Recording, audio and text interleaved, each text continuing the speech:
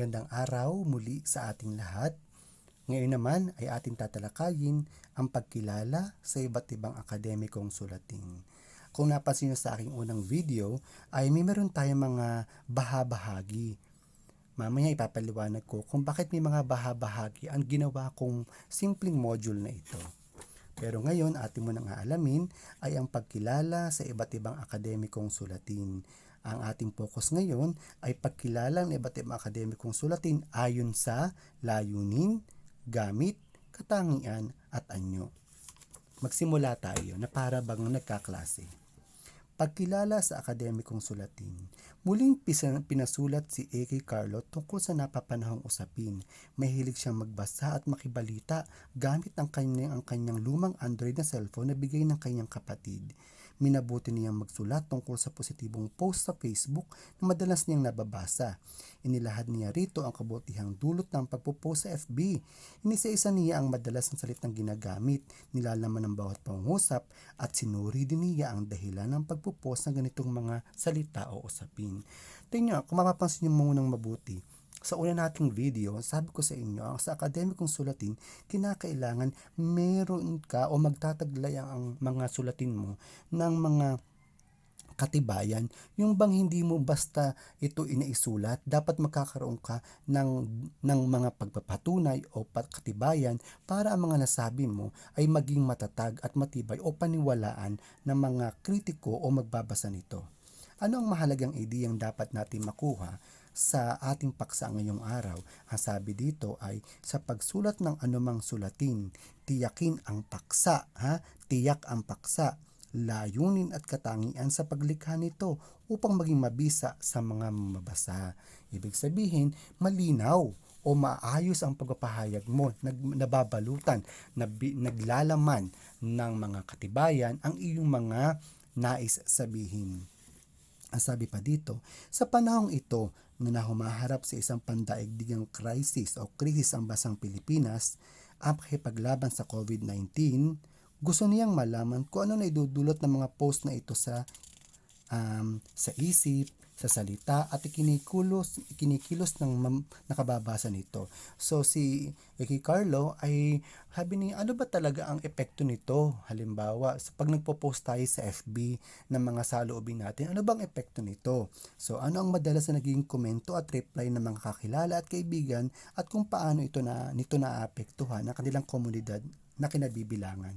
So tiniyak ni Carlo na ang pagkakabuo ng kanyang formal na sanaysay ay maayos at nakasusunod sa katangian ng isang akademikong sulatin mula sa salitang ginamit hanggang sa malinaw na pagkilala sa katangian nito. Hindi man nakuha ni Carlo ang perfect na marka, so balik mataas ang naging grado niya sa sulatin. Bakit? Sapagkat ang sabi dito ay sinuri niya at nagtataglay ng katangian ng isang akademikong sulatin ang kanyang pagkakabuo ng kanyang sanaysay. Malamang, bakit kaya? Tama, sapagkat noong mabuo niya ang kanyang sanaysay ay dinagdagan niya, sinuportahan niya ito ng mga katibayan o pagpapatunay. Ibig sabihin, maaaring kumuha siya sa aklat o nakinig siya ng mga balita o kumuha siya sa Google na kung saan sa pagkuha naman niya sa Google ay dapat mapagkakatiwala ang site ang inyong pupuntahan. So pero hindi naman nakuha ang perfect na marka, pero mataas ang kanyang marka. Ibig sabihin sa susunod, niya ang mga posible niyang dapat pang gawin upang makuha niya ang mas mataas o perfect na grado. Ngayon, kung gustong masukat ang pagpupunla tungkol sa pagkilala sa akademikong sulatin, so narito ang mga katanungan. Paano nakaaapekto sa pagkakaunawa ng mamabasa ang pagbibigay ng tiyak na paksa sa pagpapahayag? Sa iyong palagay, ano ang mga katangiang ipinamalas ni Carlo kung kaya't nakakuha siya ng mataas na marka? Sumasang-ayon ka ba sa paksang napili ni Carlo? Bakit? So mga mahal ko ring mga tagapakinig o tagapanood, bukod sa mga mag-aaral, pwede rin pong kuhanin ang mga katanungang ito ng mga kapwa ko guro na kung saan ay maaaring magbigay o makadagdag sa susukat ng kaalaman ng mga mag-aaral. So pwede po ito, pwede rin yung pong muling balikan ang mga pahayag na ito na kung saan ay maaaring sumagot sa mga katanungang ito. Ano po, maraming salamat po. Sunod po ay sa pagpapasibol na tayo. Ano ba ang mga layunin ng akademikong pagsulat? Ang sabi dito, una, upang mapatunayang ekspresibong sulatin ang layuning nasa sa isip ng magsusulat, masasalamin sa kanyang isusulat ang pagpapahayag ng kanyang saloobin o nadarama sa isang paksa. Maaring malungkot ang kanyang nadarama. Ay, layunin tayo ha, layunin. Ano ba ang layunin mo? Maaring malungkot daw. Kung siya ay magsusulat, maaari ding masaya sa kanyang pagkukwento ng kanyang pagkapanalo sa isang TikTok challenge sa pagsasayaw. Kaya magaan ito. May ilang paniniwala na kung mataas ang iyong emosyon bago magsulat, ay tahasan itong maapektuhan ng kabuuan ng sulatin. Ibig sabihin mga anak, halimbawa magsusulat ka ng isang sulatin, ikaw ay malungkot, maaari dong maapektuhan ito ng iyong damdamin, ng iyong sinusulat. Kung positibo ka, masigla at maayos ang pag-iisip mo, ikaw ay ganadong magsulat, malamang sa malamang ang iyong isusulat o bunga ng pagsusulat mo ay maganda sapagkat na maaari daw maapektuhan. Masabi nga dito, maaaring maapektuhan ng damdamin mo ang iyong isusulat. Pangalawa, sa layunin pa rin tayo. Ano? Sa layunin na akademikong pagsulat. Pangalawa naman, ang informatibong akademikong sulatin nagbibigay kaalaman at paliwanag. Halimbawa nito ang balita, nilalaman ng encyclopedia, o tama nga naman, nagbibigay kaalaman at paliwanag. Kasi yung balita nga naman maaari magbigay sa atin ng kaalaman at minsan pa ay dahil ang balita ay kumukuha sa magkabilang panig sa issue. So maaring balita, nilalaman ng encyclopedia kasi nagbibigay ng kaalaman, ulat na nagpapaliwanag sa statistics o estatistika, papel na nagpapaliwanag ng konsepto, sulatin tungkol sa kasaysayan, thesis at iba pa.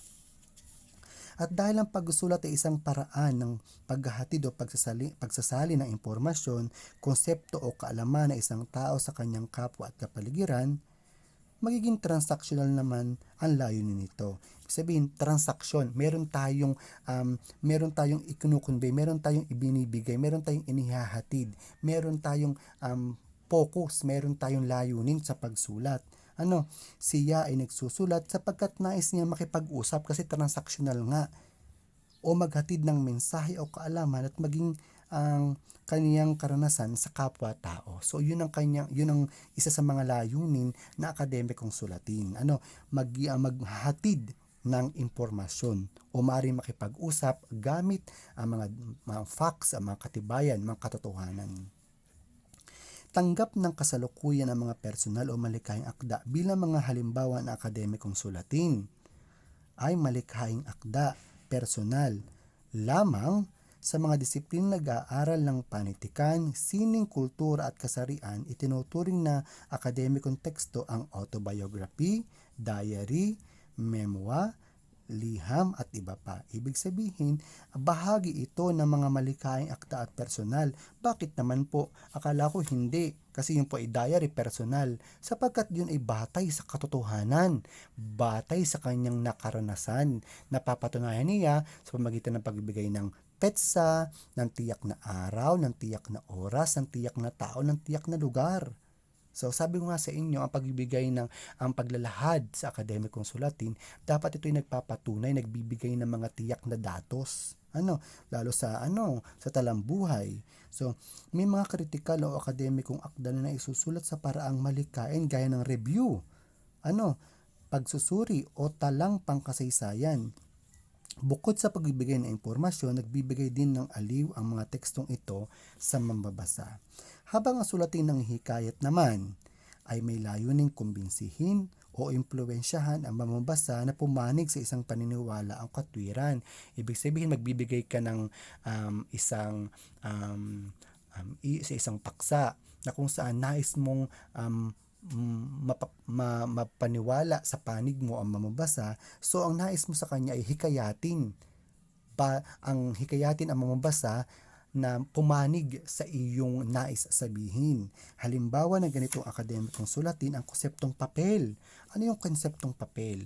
Yun yung meron kang isang konsepto na inilalatag o nais sabihin sa mambasa na kung saan nais mo silang papaniwalain o papanigin o pumanig sa iyong nais sabihin o paniniwala. Mungkahing saliksik, posisyong papel, editorial, talumpati at katulad pang uri. So ito ang mga halimbawa ng salayunin na akademikong sulatin. Kung gustong masukat ang kaalaman ng mga mag-aaral, bakit mahalagang matukoy ang layunin ng akademikong sulatin na nais buuin? Ikalawa, alin sa mga layuning nabanggit ang masasabi mong nagawa mo na? Patunayan, bakit mahalagang tukuyin muna ang layunin ng iyong pagsulat bago ka sumulat? Ipaliwanag. Ngayon naman, dadako tayo mga gamit ng akademikong pagsulat. Maraming gamit ang akademikong pagsulat. Dito lalo kang huhusay, lalo kang gagaling sa paraan ng pagsulat basta't alam mo ang gamit ng akademikong sulatin.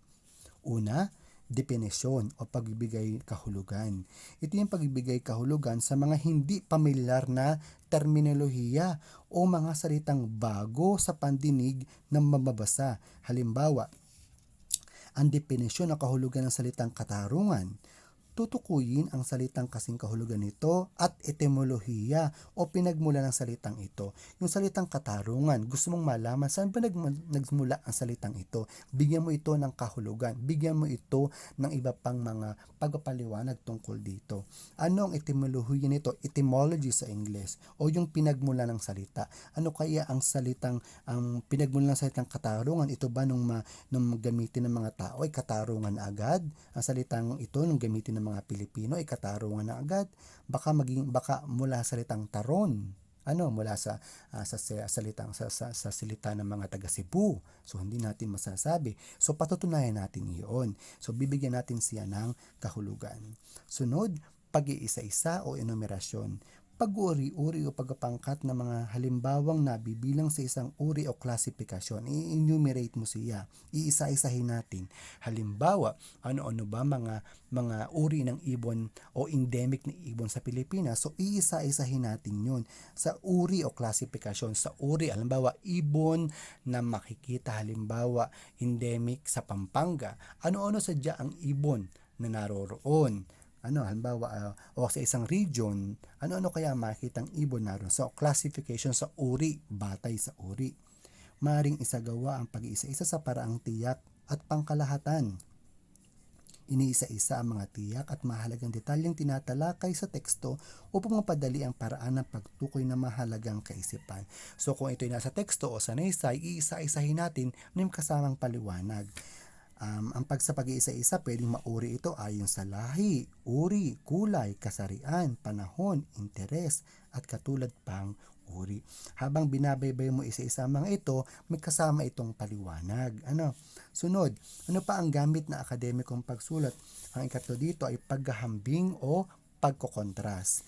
Laging magkasama ang dalawang ito lalo na sa paglalahad ng isang proseso na nagpapakita ng mga katangian ng bagay. Ayon kay Fulweller noong 2002, ang paghahambing ng dalawang bagay ay upang hanapin ang pagkakatulad at pagkakontras nito. Ang paghahambing at pagkakontras ay kapwa nakatutulong sa mamabasa na maunawaan ang pagkakatulad at pagkakaiba ng dalawa o higit pang kaisipan. Bakit nakatutulong iyon? Sapagkat natututo ang mga mamabasa na paghambingin at pagtimbangin ang dalawang bagay. Mahalagang tayo, lalo senior high school, ay marunong na tayo magtimbang ng mga bagay-bagay, matuto tayong mag-isip o pag-isipan ang parehong dalawang panig. Halimbawa, maaring paghambingin ng pagkakatulad at pagkakaiba ng sintomas at epekto ng taong may SARS, MERS, at COVID-19. So mapapansin natin pare-pareho na sila sa virus.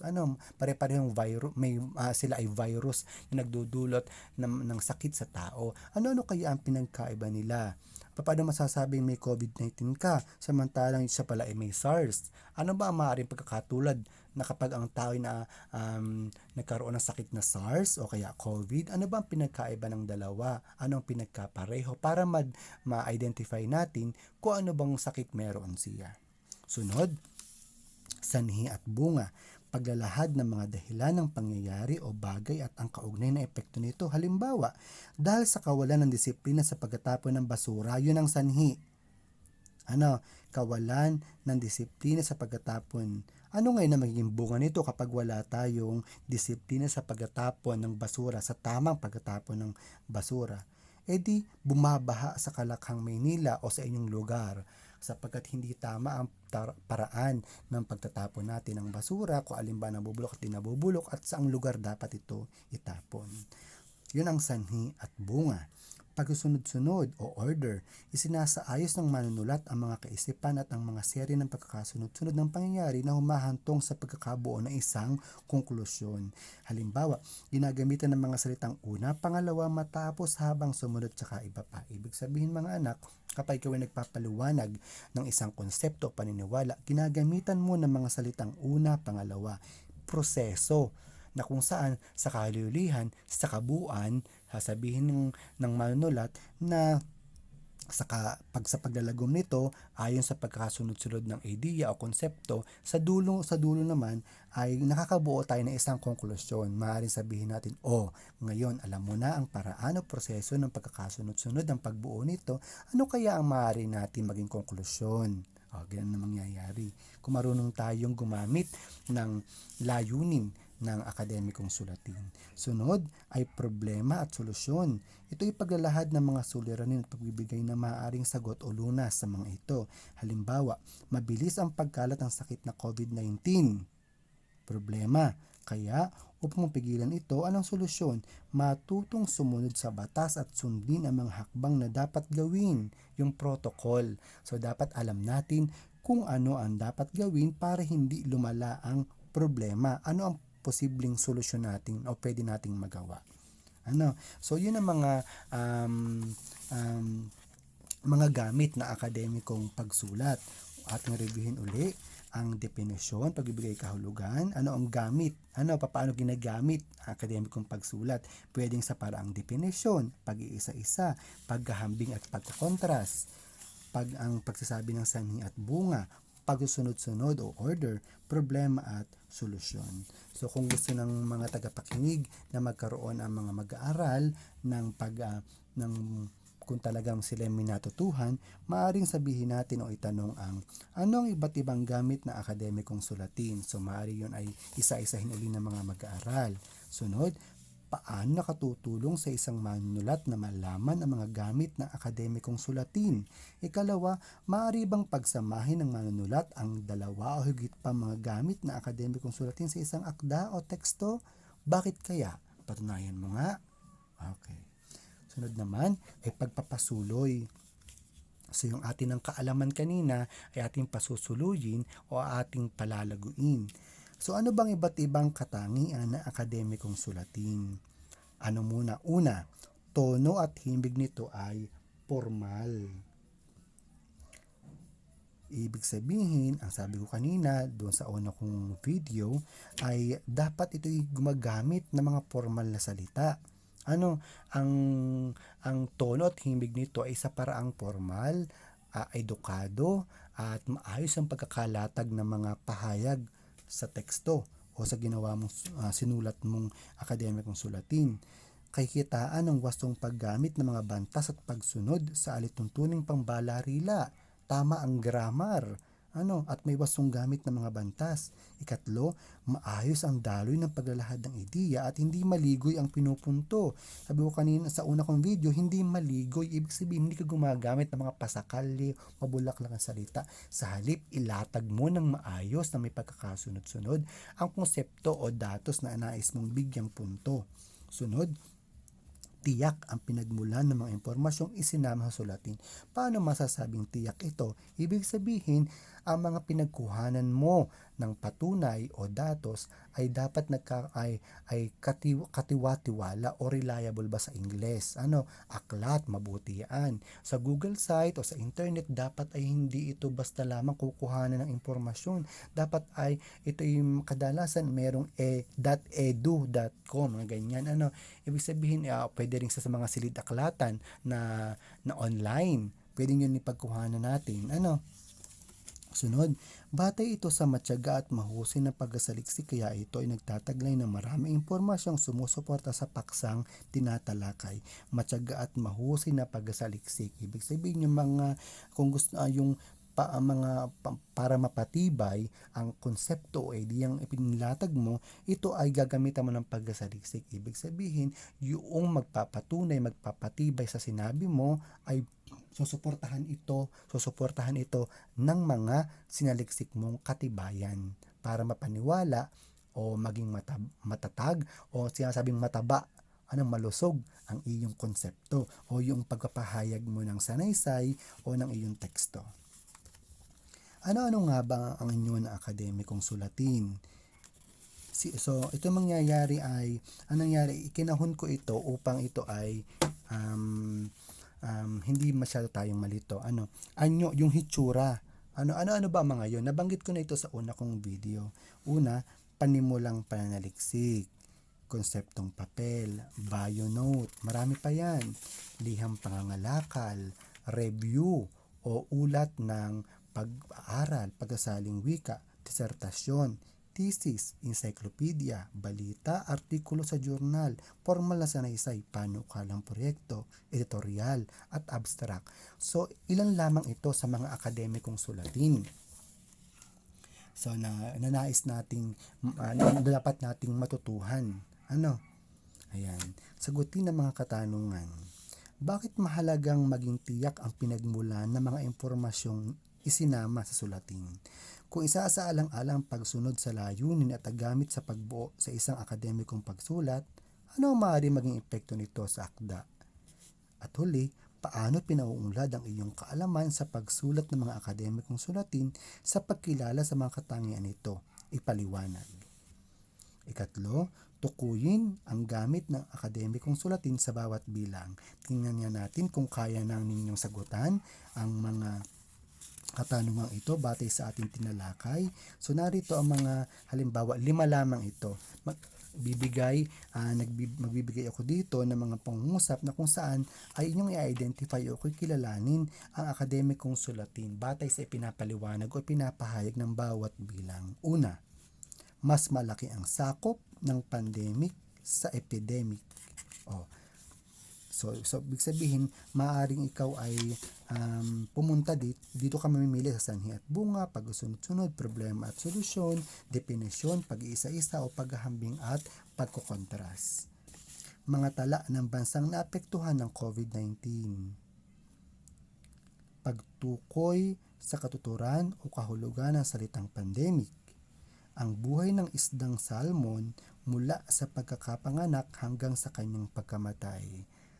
At ang huli, ang pagpo-post ng iba't ibang personal na isyu at larawang social media kaugnay ng pribadong buhay ang dahilan na maaaring pagmulan ng cybercrime. At ngayon naman ay sa pagpabunga tayo. Sa pagpabunga, kilalanin ng iba't ibang akademikong sulatin gamit ang internet ko. Kung gusto mo na lalo pang mapaunlad ang iyong kaalaman, so naririto ang iba pang mga gawain. Magsasagawa ng isang panimulang pananaliksik kaugnay ng kahulugan, kalikasan at katangian ng iba't ibang anyo ng sulating akademiko. So ang halimbawa ng akademikong sulating ito, ayan, naririto. Kung gusto mo namang makukuha rito ang mga tulong at karagdagang impormasyon tungkol sa paksang tinalakay. So kung gusto mong malaman pa ng mas marami, madagdagan pa ng ang kaalaman ng aking tinalakay na paksa, maaaring pumunta ka dito sa website na ito, na kung saan tutulungan ka lalong mapapaunlad ang iyong kaalaman tungkol sa akademikong sulatin.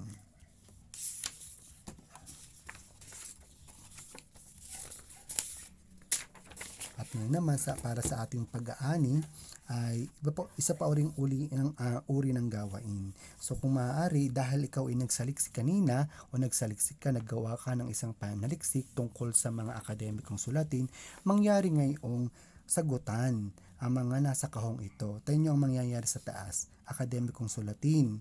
Ito yung abstract, synthesis o buod, bio-note, panukalang proyekto, talumpati, posisyong papel, reflektibong sanaysay, agenda, pictorial essay, lakbay sanaysay, pananaliksik. Para makilala lubos natin makilala sila, ilalagay mo ang kanyang layunin sa tapat nito. Halimbawa, abstract, ano ang kanyang layunin?